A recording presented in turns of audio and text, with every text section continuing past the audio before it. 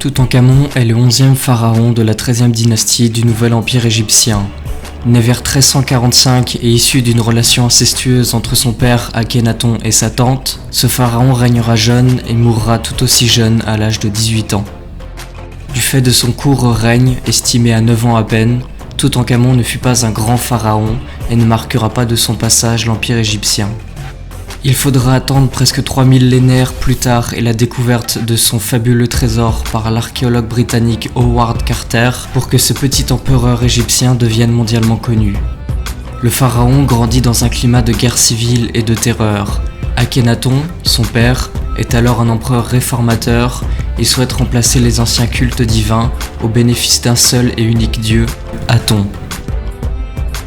Face à l'hostilité des prêtres quant à ces réformes monothéistes, Akhenaton emploiera la manière forte en lançant des persécutions sanglantes contre l'ensemble des réfractaires. En plus de toutes ces instabilités politiques, le futur empereur d'Égypte devra affronter la terrible épidémie qui causera de nombreuses pertes au sein de la famille royale, déjà fragilisée.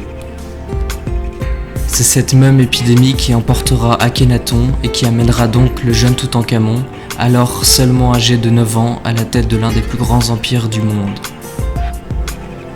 Étant trop jeune pour exercer le pouvoir, ce sont deux des anciens ministres de son père, Haï et Horemheb, qui prendront la régence de l'empire.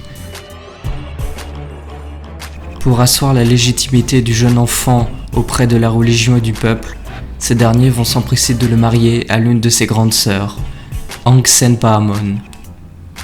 Pour s'assurer de la fidélité du clergé et ramener la paix et la stabilité dans l'empire, ils rétabliront également la religion polythéiste qu'avait supprimé l'ex-empereur quelques années auparavant. Tous ces choix s'avéreront par la suite fondés, puisque le peuple acclamera le nouvel empereur et la paix reviendra peu à peu au sein de l'empire égyptien.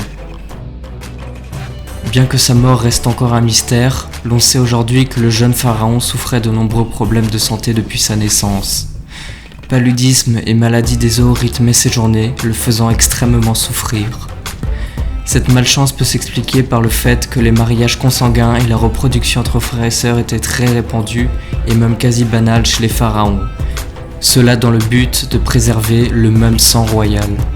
Problème, préserver le même sang, c'est aussi préserver les mêmes tares. Ainsi, Toutankhamon aurait donc hérité de plusieurs décennies d'inceste et ce faisant, hérité par la même occasion de nombreuses maladies en découlant. D'autres scientifiques pensent que le jeune héritier aurait pu également succomber des suites d'un accident de char. En témoignent les différents traumatismes retrouvés sur son corps, très bien conservés. Le pharaon n'a pas eu plus de chance pendant son existence qu'après sa mort. En effet, Toutankhamon, comme son père, eurent tous deux le droit à un damnatio memoriae. Leur successeur estimant qu'il représentait une mauvaise image de la royauté, l'un ayant voulu faire des réformes monothéistes contraires aux fondements de base de la société égyptienne et l'autre aidant son digne héritier, ils décidèrent tout simplement de les effacer de l'histoire et de cacher tout ce qui pourrait laisser un souvenir de leur passage au pouvoir.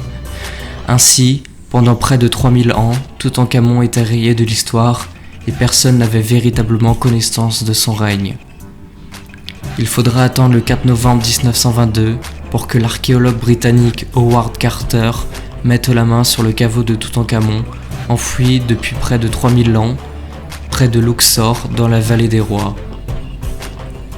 Par miracle, celui-ci était quasi intact, et les trésors toujours en place. Le pharaon, quant à lui, était parfaitement conservé dans son sarcophage. Les nombreux trésors que contenait le caveau étaient tels que la légende de Toutankhamon était née. Plus de 2000 objets d'une valeur historique inestimable seront extraits de la chambre.